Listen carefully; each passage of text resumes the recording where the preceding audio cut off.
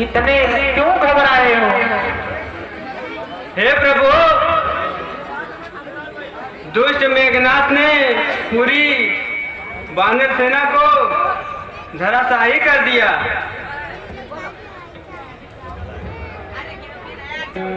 भैया, सेवक को आज्ञा दीजिए। अंगद आदि कवियों को साथ लेकर मेघनाथ का सामना करो। जो आज्ञा भ्राता जी।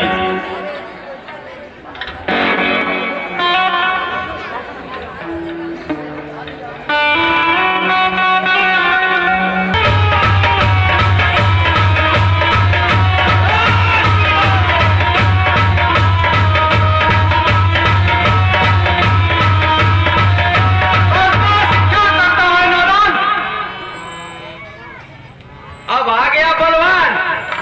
मूर्ख, यह सभा नहीं रणभूमि है।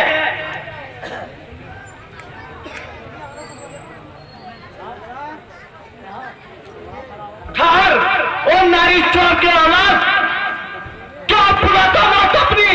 आज मेरे हाथ से लौट जा घर को भी समझा रहा हूं बात से। ओ मौत के खरीदार, इधर आ। मैं तुझे बहुत देर से ढूंढ रहा था। खेल खेले बालकों में वीर तो पाया न था। अरे बच रहा था सामने जब तक मैंने आया न था। ओ अहंकार के पुतले, आज मैं तेरा सारा अभिमान धूल में मिला दूंगा। कल भी जो युद्ध में सम्मुख लड़ने आएगा, लक्ष्मण से बचकर वह भी न जाने पाएगा। क्यों नहीं, क्यों नहीं? अरे मूर्ख, मैं उस बाप का बेटा हूं जिसके पान लगाए बुहारी है। अरे उसके बेटे से टक्कर ले, क्या गीदड़ मजाल तुम्हारी है? ओ दुष्ट, मुझे सीधा न जान, 20 का बुझा तीर हूं मैं। अभी मालूम तुझे पड़ जाएगा कितना वीर हूं मैं। जा, वीरता की जांच करने वाले बातों के तीर नहीं चलाते। कर चुका है बहुत बातें, रार भी टकरार भी। अरे जानता है युद्ध करना तो चला हथियार भी। अच्छा तो ले संभल, जो अब तक मर चुके हैं उनकी गिनती बढ़ा जाकर किया है पाप जो तूने, भोग ले उनकी सजा जाकर।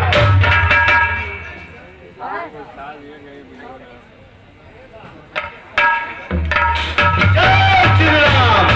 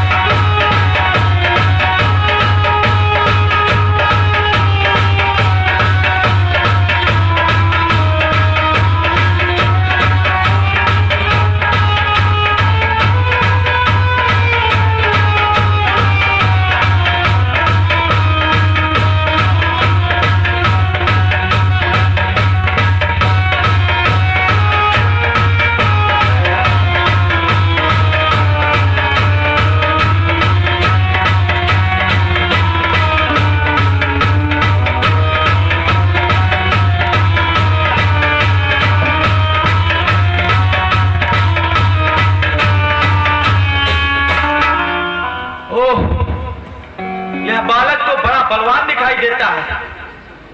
यदि इस पर ब्रह्म शक्ति नहीं चलाऊंगा तो इसके हाथों मारा जाऊंगा। ओ रघुवंशी समल, अब तक तो खेल खिलाता था, अब खा जाने की बारी है। यह शक्ति बाढ़ का रूप धर आ पहुंची मृत्यु तुम्हारी है। अरे इसका मारा बेसुध होता, दिन उगते प्राण गवाता है। जब यह तन पर पड़ती है तो तन मृतक तुल्य हो जाता है। इसलिए समल और रघुवंशी, तू आज न बचने पा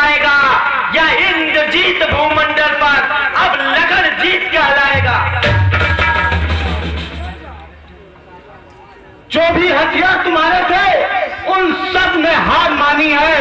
जब शस्त्र युद्ध में हार गए तो अब ब्रह्म युद्ध की ठानी है। कितने ही राजपति तो हो तुम, पर ब्राह्मण वंश तुम्हारा है।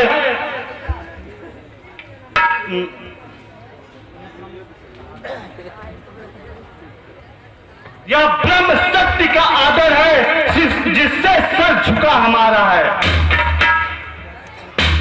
क्या चिंता ब्रह्म पास द्वारा यह छत्री हारा जाता है। चमकेगा कुछ घड़ियों में, अब चंद्र ग्रहण में आता है। ओ रघुवंशी, क्यों खड़ा है सामने, कर में धनुष तोले हुए, आ रहा है देख तेरा काल मुख खोले हुए।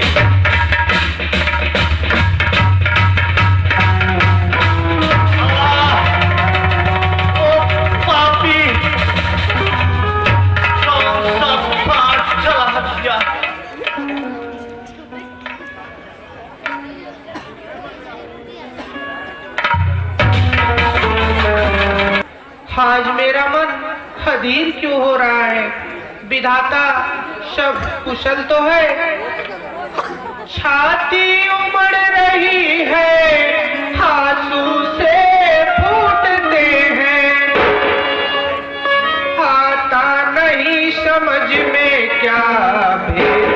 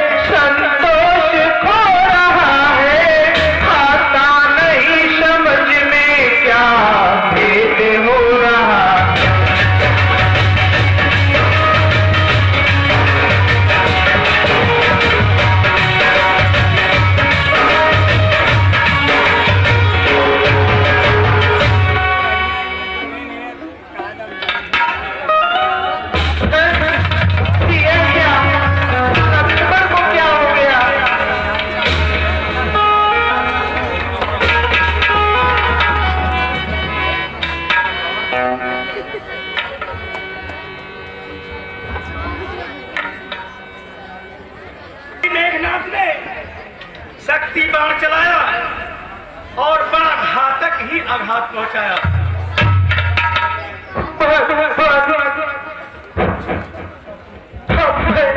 क्या करूं, हाय विधाता, तरह से लुट गया।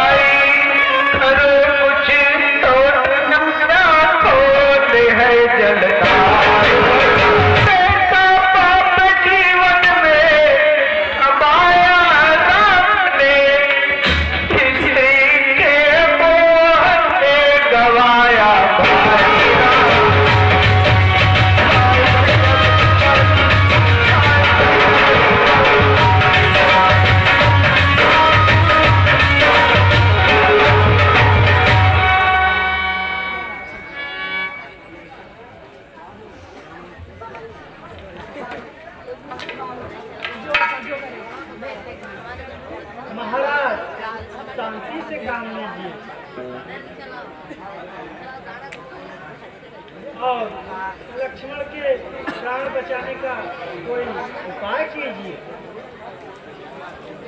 बताओ जामुन जी, तुम ही कोई उपाय बताओ। तुम ही कोई तीर बताओ। महाराज, लंका में एक सुसेन नाम का वैद्य है, जो लंका से परिचित हो, उसे लेकर बुलवाइए।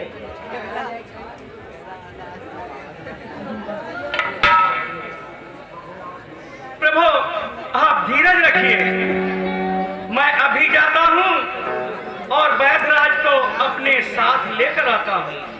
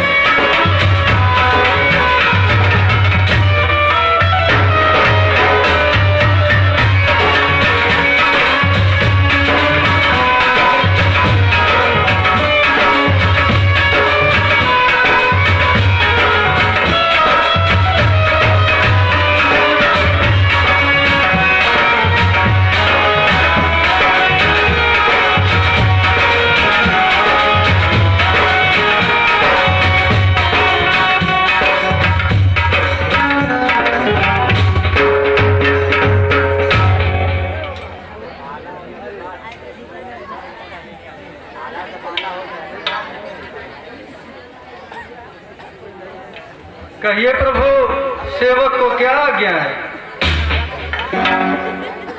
हे वैद्यराज, कृपा करके लक्ष्मण की नानी देखिए और इस रोग का कोई उपचार बताइए। परंतु महाराज, परंतु क्या? प्रभु, मैं वैद्य दशानन के घर का किस तरह आपका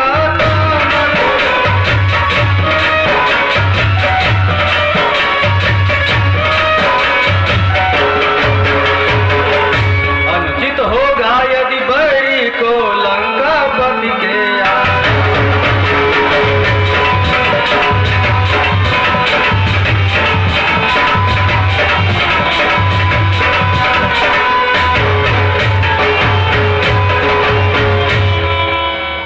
जिसमें प्रत्यक्ष बुराई है, कैसे वह कर्मैया।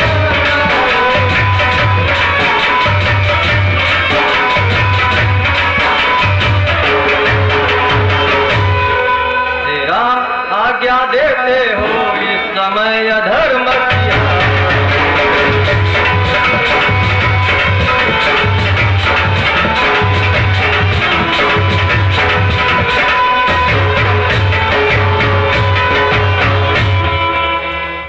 नहीं वैद्यराज, जिस डर में तू निज राज्य गया, सीधी देव का मरण हुआ।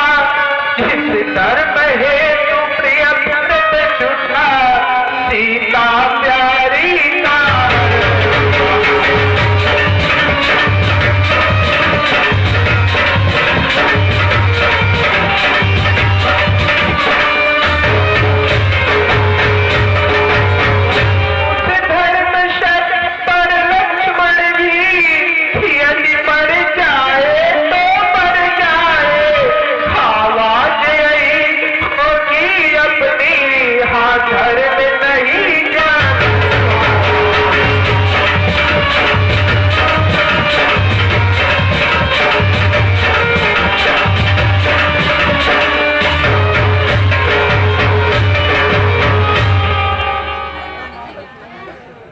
धन्य हो प्रभु, धन्य हो। मैं तो सिर्फ आपकी परीक्षा ले रहा था।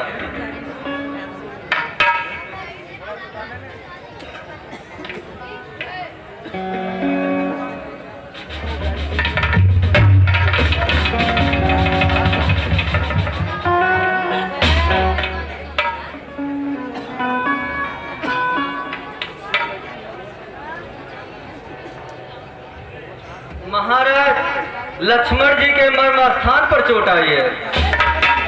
तो क्या इसका कोई उपाय नहीं है? उपाय तो है परंतु क्या वैदराज जी? बतलाइए वैदराज जी, शीघ्र बतलाइए। विराजा में ढूंढते हुए वो कुछ तो आता बताइए। महाराज इस रोग के रोगी में कुछ ही घंटे प्राण रहते हैं और इसकी केवल एक ही औषधि है जिसे संजीवनी बूटी कहते हैं और वह द्रोणाचल पर्वत पर मिलती है। तो मैं अभी जाता हूँ वैदराज, मैं उसे लेकर शीघ्र ही आता हूँ। हाँ हाँ जाइए, परंतु इतना ध्यान रहे इस रोग के रोगी में कुछ ही घंटे प्राण रहते हैं। यदि संजीवनी लेकर सूरज उगने से पहले आप नहीं आएंगे तो लक्ष्मण जी के प्राण नहीं बच पाएंगे। भूतल में हो या तल में हो, पर्वत में हो या सागर में, लाएगा दास अभी इसको, चाहे हो ब्रह्मा के घर। बताओ उसका रंग रूप किस ठार हाथ वह आएगी। रघुराई अगर सहाय है तो रात रहे आ जाएगी।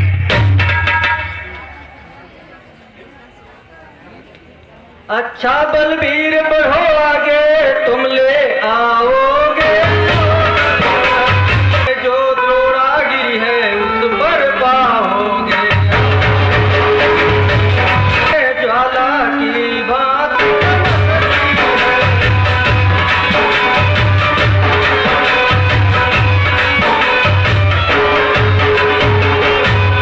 नहीं भोर तक आई तो प्राण नहीं बच सकते।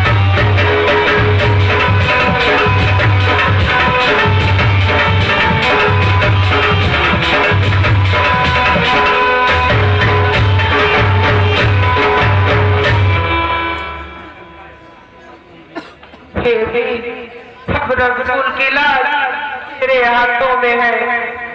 कभी पति की तुमने रक्षा की, कपियों को तुमने मारा है। वन में अशोक के तुमने ही सीता का प्राण उबारा।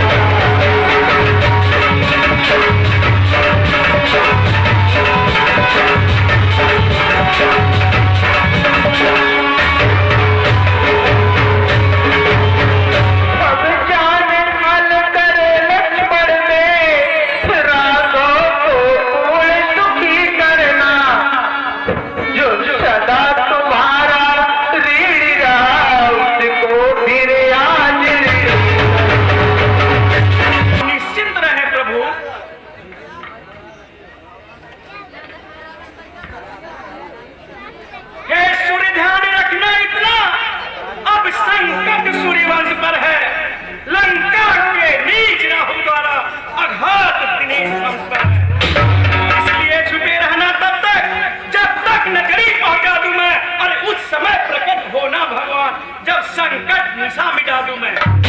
मेरी सेवा के पहले यदि किरणों का चमत्कार होगा, सूर्यवंश में सूर्यदेव सचमुच ही अंधकार होगा। अन्यथा क्षमा करना दिनकर, अंजन कन्हैया से पाला है और बचपन से तुम जान रहे हो हनुमत कितना मतवाला है।